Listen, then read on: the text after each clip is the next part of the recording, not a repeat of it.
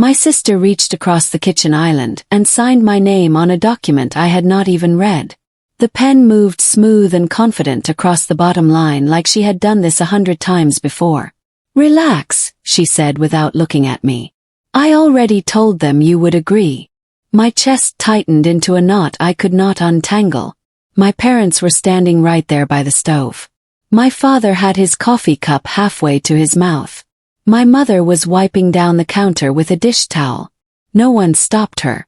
No one even blinked. The document sat there between us with my forged signature drying in blue ink. I stared at it and felt something cold slide down my spine. This was not the first time. But something about this moment felt different. Permanent. Like a door closing that I would never be able to open again. I looked at my sister's face and she was smiling that small tight smile she wore when she thought she had won something. The smile that said she knew better than everyone else in the room. The pen clicked shut. My name was on something that would decide my future and I had not written it. I felt heat rush to my face, but it was not embarrassment. It was rage. Pure and clean and quiet. The kind of anger that does not explode but settles deep in your bones and stays there. I waited for someone to say my name. To ask if I agreed. To notice that I had not moved or spoken or given permission. No one did. My father sipped his coffee and turned back to his newspaper. My mother folded the towel and hung it on the oven handle like nothing unusual had just happened. My sister slid the paper into a folder like it was already settled. Like my consent was just a formality she no longer needed to bother with. The kitchen felt smaller than it had 5 minutes ago. The air tasted like something burnt even though nothing was cooking.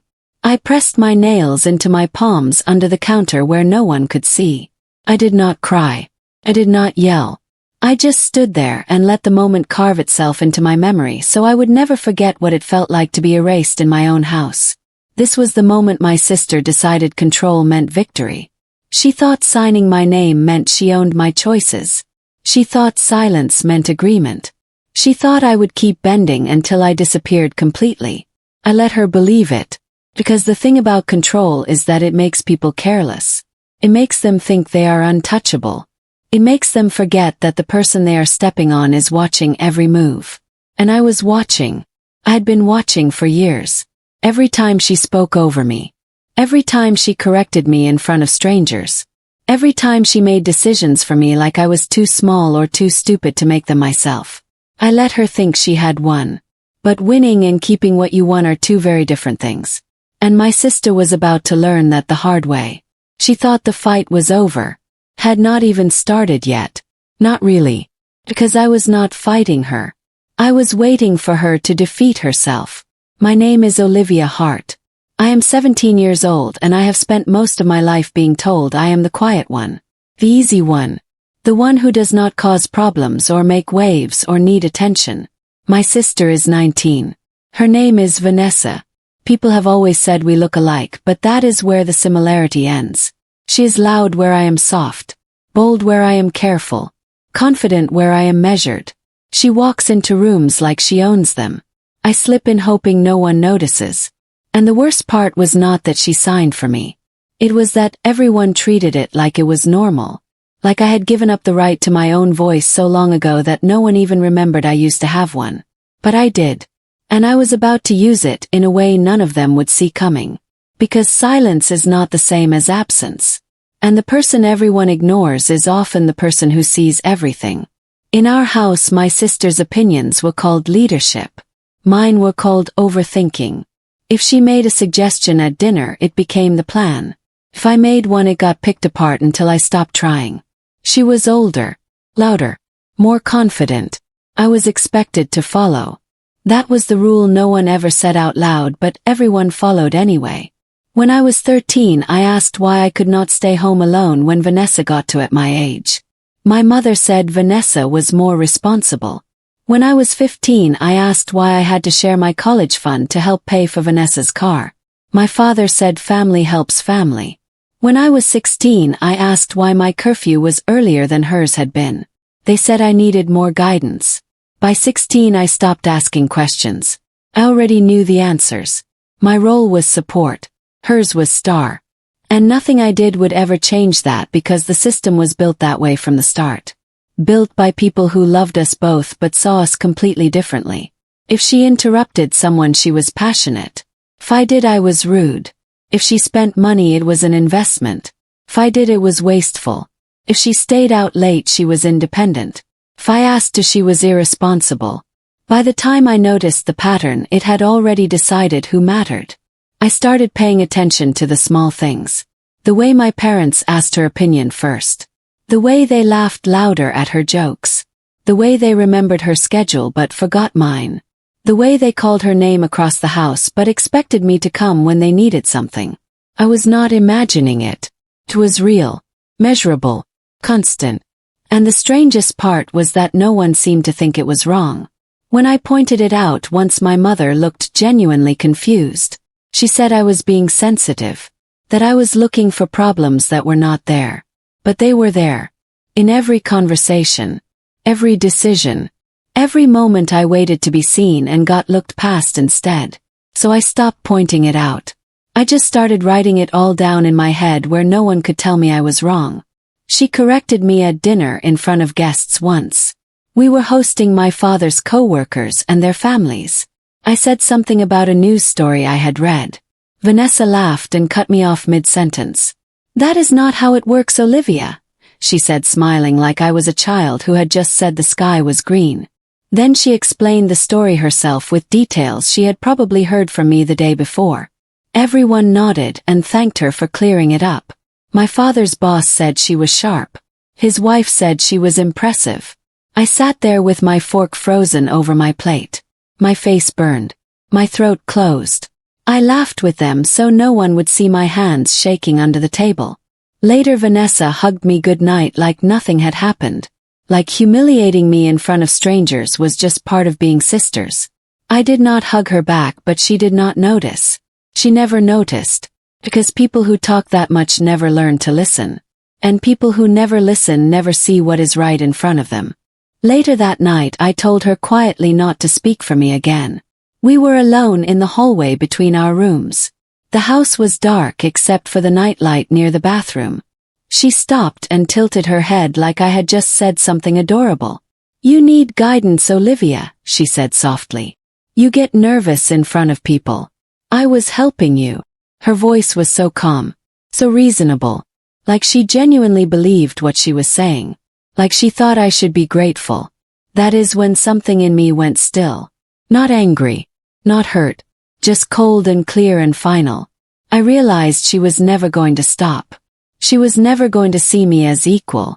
She was never going to respect a boundary I tried to set because in her mind there were no boundaries. There was just her way and my compliance. So I stopped trying to explain. I just nodded, said goodnight, went into my room and closed the door. And that was the moment I decided to stop fighting her. Not because I agreed, but because I was done giving her resistance to conquer. Because the best way to win against someone who needs to control everything is to give them nothing to control. I stopped arguing after that. When she corrected me, I nodded. When she made plans for me, I went along. When she spoke for me, I stayed quiet. It was not surrender. It was strategy. Because control made her bold. And bold made her sloppy. She started assuming I would agree before she even asked. She stopped checking with me altogether. She made decisions and announced them like they were already done. And I let her. Every single time. My parents noticed the change. My mother said I seemed more mature. My father said I was finally learning to go with the flow. Vanessa said nothing because to her nothing had changed. I had always been quiet. Now I was just quieter. She did not realize that silence is not the same as agreement. And that the person who stops arguing is not always the person who lost.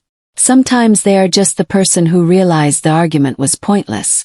That the only way to win was to stop playing. And I stopped playing months before anyone noticed. I nodded when she told me what classes to take. I complied when she said I should quit the club I liked because it conflicted with her schedule. I stepped back when she rearranged my plans without asking. Control made her bold. She started making bigger decisions. Faster ones. Louder ones. And every time she did, I watched her carefully. I studied the way she moved through the house like she owned it. The way she spoke to our parents like they were equals instead of authority figures. The way she smiled when people called her responsible and mature and capable. She was building something. Reputation. Role. A version of herself that required me to stay small so she could stay big. And the more confident she got, the less careful she became. She stopped noticing when I did not answer. Stopped caring if I agreed.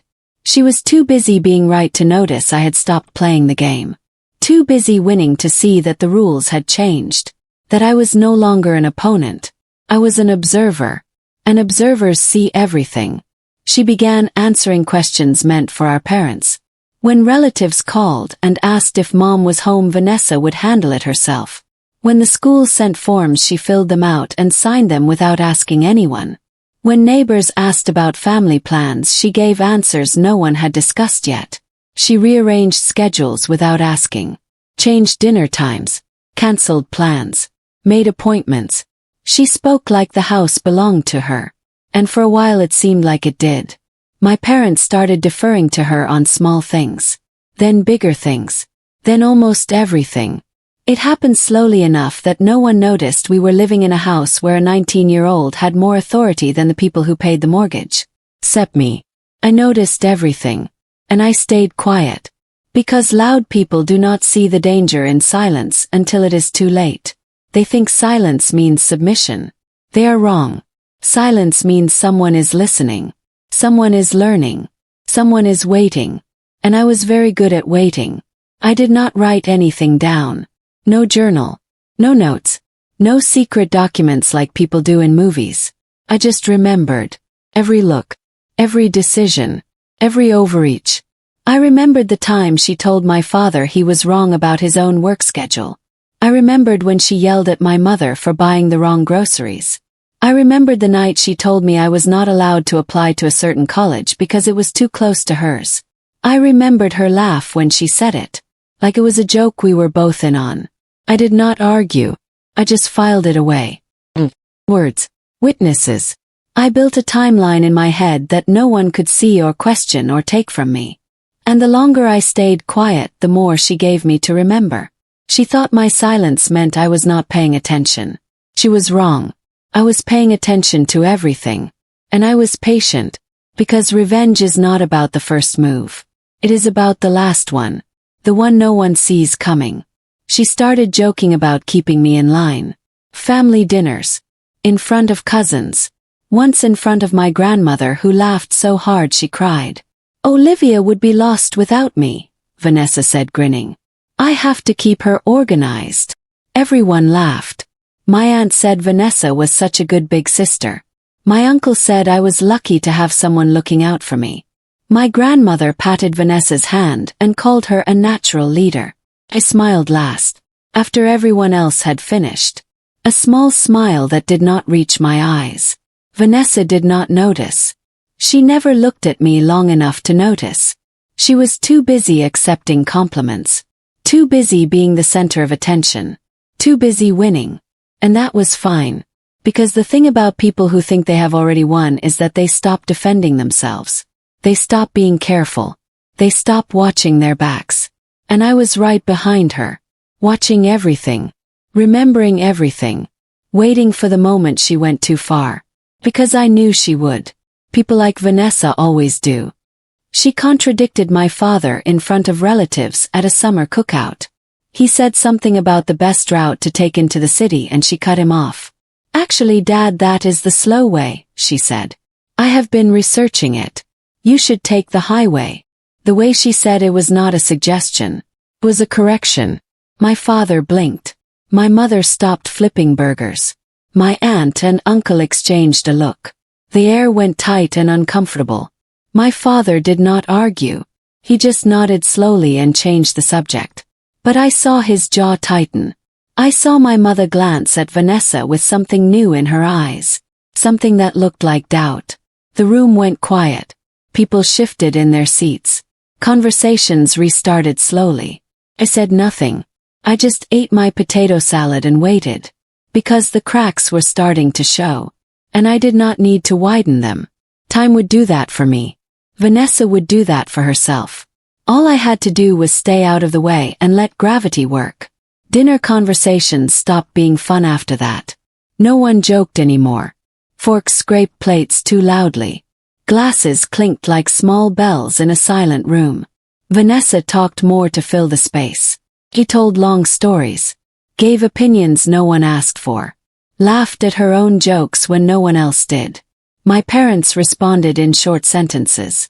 My father said things like "I see" and "interesting." My mother smiled with her mouth but not her eyes. I stayed quiet. I had been quiet for months. No one expected anything different from me. But I watched Vanessa try harder and harder to hold the room, to keep everyone's attention, to stay in control.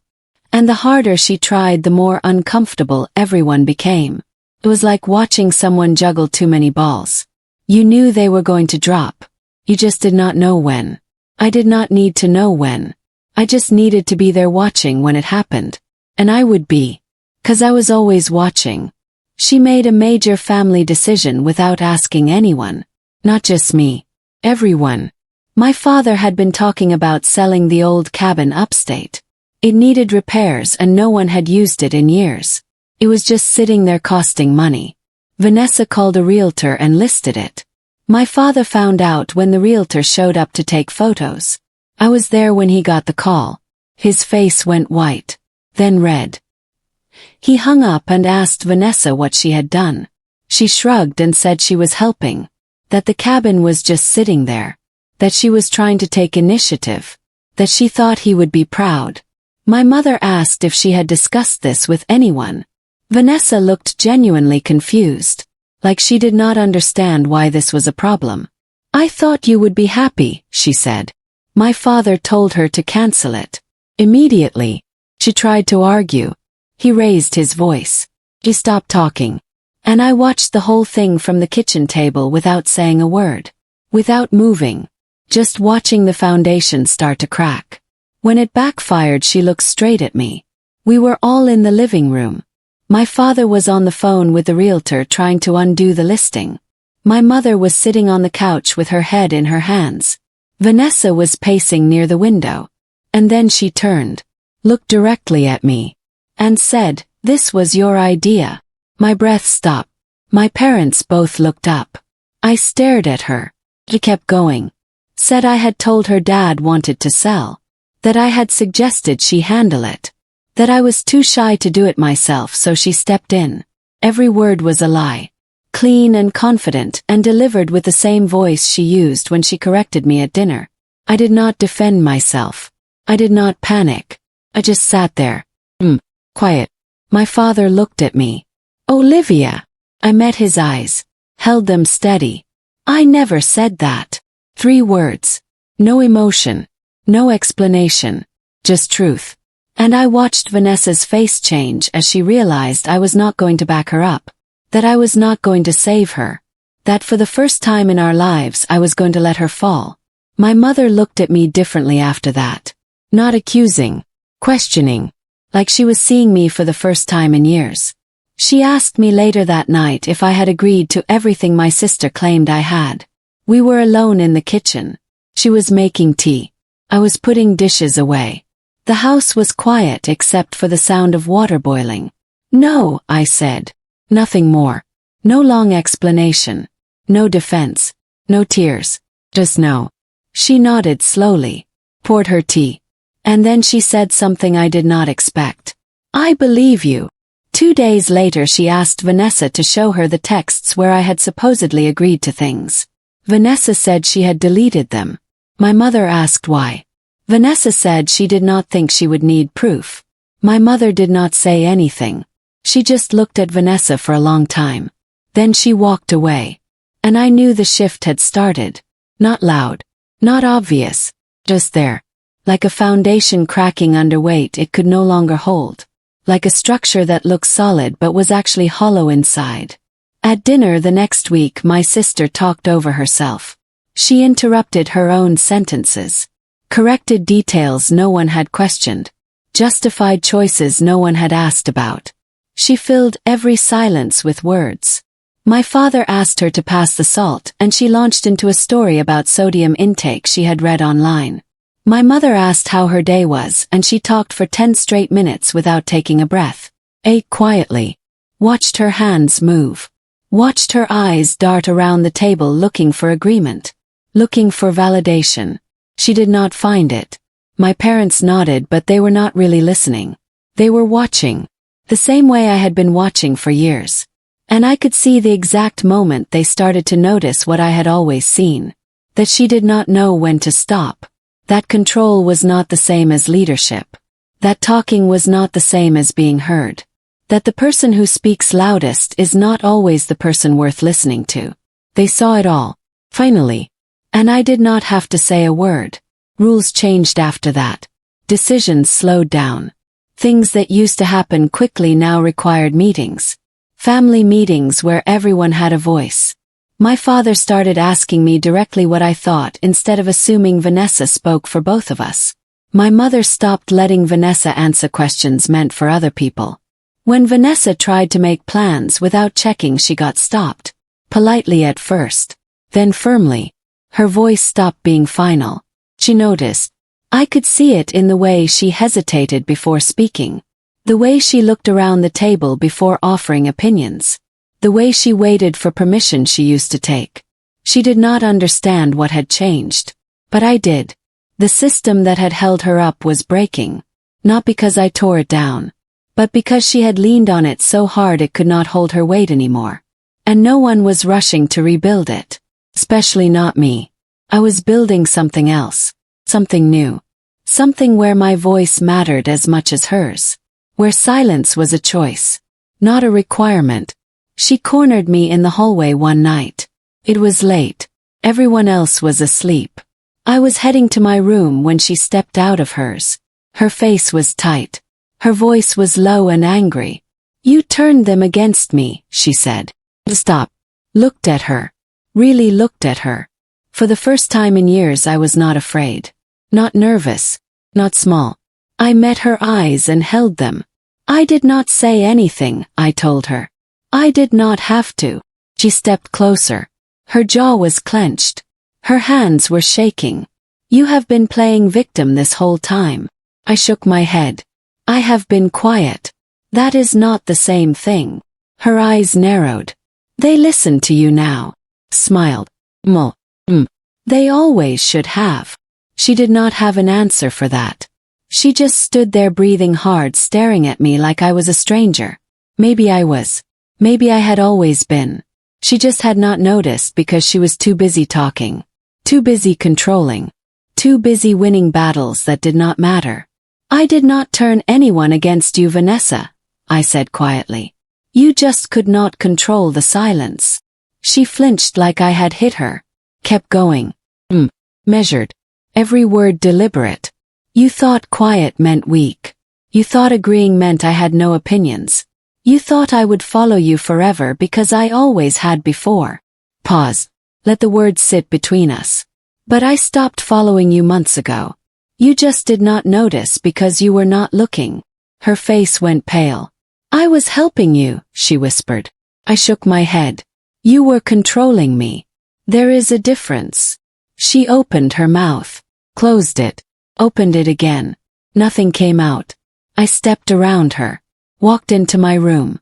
And closed the door. I did not lock it. I did not need to. Because for the first time in my life I was not afraid of what she would do next. I was just done caring. Done bending. Done pretending her voice mattered more than mine. I was done. And that was the most powerful feeling I had ever felt. She lost authority piece by piece after that. No shouting. No explosion. Just absence. She stopped being consulted on decisions. Stopped being the first person my parents called. Stopped being the one everyone turned to when something needed fixing. Happened slowly. A dinner where no one asked her opinion. A weekend plan she was not invited to make. A family decision that moved forward without her input. She noticed. I could see it in the way she tried to force her way back in. Offered suggestions no one wanted. Volunteered for tasks no one asked her to do. Laughed too loud. Talked too much. Tried too hard. And the more she pushed, the more space people gave her. Not cruelty, just distance. The kind of distance you give someone when you realize they have been taking up too much room for too long. And I said nothing, did nothing. I just existed in the space she used to control. And that was enough. Because I was not trying to replace her. I was just trying to exist beside her. As an equal. Finally, I moved forward. Not loud. Not dramatic. Just steady. I applied to the college I wanted without asking permission. I joined the club I had quit. I made plans with friends on weekends Vanessa used to fill. I started saying no when I meant no. And yes when I meant yes. My parents did not question it. They seemed relieved. Like they had been waiting for me to take up space but had not known how to make room. Vanessa watched from the edges. She tried to comment once. Tried to tell me I was making a mistake. I looked at her and said, "I will handle it." She stopped mid-sentence, stared at me, then walked away. Because she finally understood. I was not asking for her approval. I was not asking for anything. I had stopped needing her permission the moment I realized she had never actually had the right to give it. And now I was building something she could not touch. Life. Voice. A boundary she would never cross again. A version of myself that existed completely separate from her control. She still wants control. I can see it in the way she hovers. The way she offers advice I did not ask for. The way she tries to insert herself into conversations I am having with our parents. But I do not live where she is reaching anymore. Moved. Not physically. Just mentally. Emotionally. I built a space where her voice does not get to be the loudest. Where my choices are mine. Where silence is not surrender. She thought control meant victory. She thought winning meant I would stay defeated. But the truth is control is temporary. Victory is just a moment. And the real power belongs to the person who learns to walk away from both. I did not destroy her. I did not expose her. I did not even fight her. I just stopped letting her define me.